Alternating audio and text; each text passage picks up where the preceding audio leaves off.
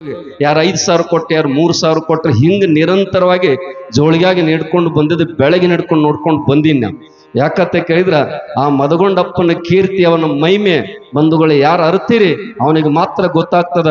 ಇವತ್ತು ಅವನು ಪ್ರಮಾಣ ಮಾಡಿ ಅವನ ಮ್ಯಾಲ ನಿಮ್ದು ಯಾವುದೇ ಕಷ್ಟ ಇರ್ಲಿ ಅವನ ಮ್ಯಾಲ ಭಾರ ಹಾಕಿರಿ, ಮುಂದಿನ ಬಾದ್ಮಿ ಅಮಾಸೆ ಒಳಗೆ ಪರಿಹರಿಸಲಿಲ್ಲ ಅಂದ್ರೆ ನಿಮ್ಮ ಮನ್ಯಾಗ ನಾ ಜೀತಿರ್ತಾನೆ ಬೋದು. ಅಷ್ಟು ಶಕ್ತಿವಂತ ದೇವರು. ಯಾಕಂದ್ರ ಈ ವರ್ಷ ನಾನು ಎಲ್ಲಿ ಪಟ್ಟಿಗೆ ಹೋಗಿಲ್ಲ. 16 ಲಕ್ಷ ರೂಪಾಯಿ ಖರ್ಚದ ನಮ್ದು, 16 ಲಕ್ಷ. ನಾನು ಎಲ್ಲಿಗೆ ಹೋಗಿಲ್ಲ. ಆದ್ರೆ ಕೊಡ್ತಕ್ಕಂಥ ಭಕ್ತರೆಲ್ಲ ಮಠಕ್ಕೆ ಬಂದು ಕೊಟ್ಟಾರ. 80 ಕ್ವಿಂಟಲ್ ಗೋಧಿ ಕೊಡ್ಬೇಕಾಗಿತ್ತು ನಮ್ಮ ಹಾಸ್ಟೆಲ್. ಅದನ್ನು ಪುಣ್ಯಾತ್ಮರಿ ಕೌಲು ಗುಡ್ದು ಪ್ರತಿಯೊಬ್ಬ ಮನೆ ಹೆಣ್ಮಕ್ಳು ಹೇಳ್ತಾರೆ, ಯಪ್ಪ ನಿಮ್ ಸಲಾಗೆ ತೆಗೆದಿಟ್ಟಿದ್ದೀನಿ, ನೀವು ಬರ್ಬೇಕ ತಿಳ್ಕೊಂಡು. ಅಂತ ಒಂದು ಅಪರೂಪವಾಗಿರ್ತಕ್ಕಂಥ ಕಾರ್ಯಕ್ರಮ ನಡೆದದ. ನೀವೇನು ಕೊರತೆ ಇಲ್ಲ, ನಿಮ್ಮಲ್ಲಿ ಕೊಡ್ತಕ್ಕಂಥ ಭಾವ ಐತಿ. ಯಾರು ಮುಂದಿದ್ದವ್ರು ಅಟ್ಟ ಕೊಟ್ಟರು ಹಿಂದಿದ್ದವ್ರು ಉಳಿದ್ರು ತಿಳ್ಕೊಂಡು ಯಾರು ಮಾನಸಿಕ ಮಾಡ್ಕೋಬೇಡ್ರಿ. ಇದು ಬಹಳ ಪವಿತ್ರವಾಗಿರ್ತಕ್ಕಂಥ ಕಾರ್ಯಕ್ರಮ ಐತಿ. ನೀವು ಒಂದನ್ನು ಜೋಳಿಗಾಗಿ ನೀಡಿದ್ರೆ 9 ನಿಮಗೆ ಸಿಗತಕ್ಕಂಥದ್ದು. ನಿಮ್ಗೆ ಗೊತ್ತಾಗೋದಿಲ್ಲ ಅದು.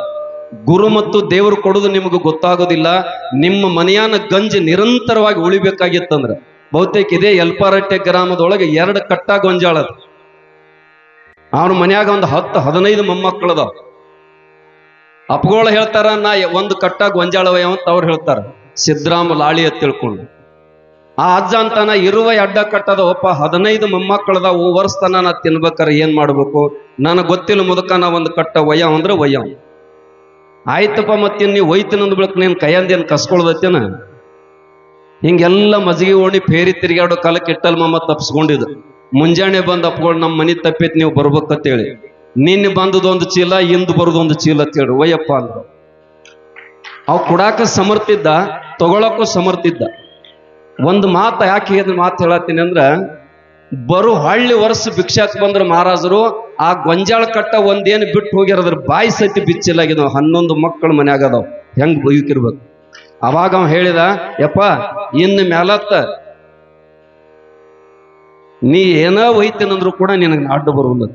ಅಂತ ಒಂದು ಪವಿತ್ರವಾಗಿರ್ತಕ್ಕಂಥ ಯುಗ ಪುರುಷನಾಗಿ ಹೋಗಿರ್ತಕ್ಕಂಥವ್ರು ಮದಗೊಂಡು ಮಹಾರಾಜರು. ಶಿರಬಾಳದ ಗೂಳೇಶ್ವರ ಅಜ್ಜನ ಈ ಊರಿಗೆ ತರಬೇಕಾಗಿತ್ತಂದ್ರೆ ಬಹುತೇಕ ಇಡೀ ನಾಡಾನ ಸಾಧುರು ಹೆಣ್ಮಾಪುರಕ್ಕೆ ಬರಬೇಕಾಗಿದ್ರೆ ಅದು ಬಾಬು ಮಹಾರಾಜರ ಕೃಪೆ ಅಂತಕ್ಕಂಥದ್ದು ನಾವೇನು ನೆನ್ಪಿಟ್ಕೋಬೇಕು. ಅವ್ರ ಜೀವಿತ ಒಳಗೆ 1 ರೂಪಾಯಿ ಕೊಡ್ರೈತಿ ಯಾರಿಗೆ ಬೇಡ್ಲಿಲ್ಲ. 1 ರೂಪಾಯಿ ಯಾರಿಗೆ ಕೊಡಂತ ಬೇಡ್ಲ ಗೋಜಿಗೆ ಹೋಗ್ಲಿಲ್ಲ. ಪುಣ್ಯಾತ್ಮರೇ ನನಗೆ ತೊಂದರೆ ಆಗೈತಿ, ತಾಪತ್ರ ಆಗೈತಿ. ಕೊನೆಗೆ ತಮ್ಮ ಉಸಿರು ಬಿಟ್ಟಾಗ ಅವ್ರ ಬಾಗಿಲು ಕೀಲಿ ತರದು ನೋಡಿದಾಗ 5 ಲಕ್ಷ ರೊಕ್ಕ ಇಟ್ಟು ಹೋಗಿದ್ದವ್. ನಿಮ್ದು ಯಾರ್ದು ಜನ ನನಗೆ ಬೇಡ ಅಂತಕ್ಕಂಥ ಪುಣ್ಯಾತ್ಮ. ಅಂಥವ್ರು ಇಬ್ರು ನೋಡ್ರು. ನಮ್ಮ ಹಿರಿಯರು ಏನು ವಿಚಾರ ಮಾಡಿದಾರೆ, ಒಬ್ರದೊಮ್ಮೆ ಮಾಡೋದು ಬೇಡ್ರಿ. ಈ ಬಾಬು ಮಹಾರಾಜರು ಮದಗೊಂಡು ಮುತ್ತಾರೆ ಈ ಊರಿಗೆ 2 ಕಣ್ಣ, 2 ಕಣ್ಣು ನಮ್ಮ ವೇದಿಕೆ ಮೇಲೆ ಏಕಕಾಲಕ್ಕೆ ನೋಡ್ಬೇಕಂತಕ್ಕಂಥ ಕಲ್ಪನೆ ಎಂತ ಸೌಭಾಗ್ಯವಂತರಿರ್ಬೇಕು ಬಂಧುಗಳೇ. ನಾನು 5 ಗಂಟೆ 5:05 ಬಂದಿನಲ್ಲಿ ಕ್ರಾಸಿಗೆ ಯಾರು ಒಂದು ಗುಬ್ಬಿ ಸುಳಿ ಇಲ್ಲ.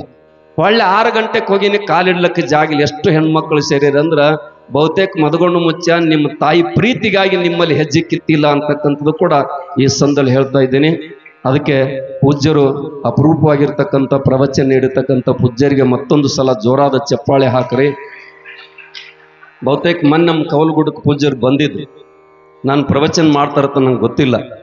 ಇದೇ ನಮ್ಮ ರಾಯಬಾಗ ತಾಲೂಕಿನ ಸುಟ್ಟಟ್ಟಿ ಗ್ರಾಮದಲ್ಲಿ ಅಮೃತ ಆಶ್ರಮ ತಿಳ್ಕೊಂಡು ಬಹಳ ದೊಡ್ಡ ಕೆಲಸವನ್ನು ಮಾಡಿರ್ತಕ್ಕಂಥವ್ರು ಚಂದ್ರಶೇಖರ ಸ್ವಾಮಿಗಳು ಬಂಧುಗಳೇ. ನಮ್ಮ ಮೇಲೆ ನಮ್ಮ ಮಠದ ಮೇಲೆ ಬಹಳ ಪ್ರೀತಿಯನ್ನು ಇಟ್ಟಿರ್ತಕ್ಕಂಥವ್ರು. ಬಹುತೇಕ ನಿನ್ನಿನ ದಿವಸ ವಿಜಯಪುರಕ್ಕಿದ್ರು. ಇವತ್ತು ಮುಂಜಾನೆ ಮಧ್ಯಾಹ್ನ ಮಾತನಾಡೇನಿ, ಅದು ಅವ್ರು ಹಚ್ಚಿದಾಗ ಇದು ಇವತ್ತು ನಮ್ಮ ಕಾರ್ಯಕ್ರಮ ಹನುಮಾಪುರಕ್ಕೆ ನೀವು ಬರಬೇಕು ಅಂತ ತಿಳ್ಕೊಂಡು ಬಹಳ ಸಂತೋಷದಿಂದ ಕಾರ್ಯಕ್ರಮ ಪಾಲ್ಗೊಂಡು ಇದೇ ರಾಯಬಾಗ ತಾಲೂಕಿನ ಸುಟ್ಟಟ್ಟಿ ಗ್ರಾಮದಲ್ಲಿ ಅಮೃತಾಶ್ರಮ ಅಂತಕ್ಕಂಥದ್ದು ಕಟ್ಕೊಂಡು ಬಹುತೇಕ ಕಾಲಿಗೆ ಚಕ್ರ ಕಟ್ಕೊಂಡು ನಾಡೆಲ್ಲ ಸುತ್ತಿರ್ತಕ್ಕಂಥವ್ರು ಅಂತ ಪರಮ ಪೂಜ್ಯರು ಈ ಒಂದು ಮಣ್ಣಿಗೆ ಬಂದು ತಮ್ಮ ಪಾದವನ್ನಿಟ್ಟು ಈ ಭೂಮಿಯನ್ನು ಪವಿತ್ರ ಮಾಡೋದ್ರ ಮುಖೇನ ತಮ್ಮ ಆಶೀರ್ವಾದದ ನುಡಿಗಳಿಂದ ನಮ್ಮೆಲ್ಲರನ್ನ ಕೃತಾರ್ಥರಾಗಿ ಮಾಡಬೇಕಂತ ತಿಳ್ಕೊಂಡು ನಿಮ್ಮೆಲ್ಲರ ಪರವಾಗಿ ಆ ಪರಮ ಪೂಜ್ಯರಲ್ಲಿ ಬೇಡಿಕೊಂಡು ಅವರಿಗೆ ಅವಕಾಶವನ್ನು ಮಾಡಿಕೊಡ್ತಾ ಇದ್ದೀವಿ.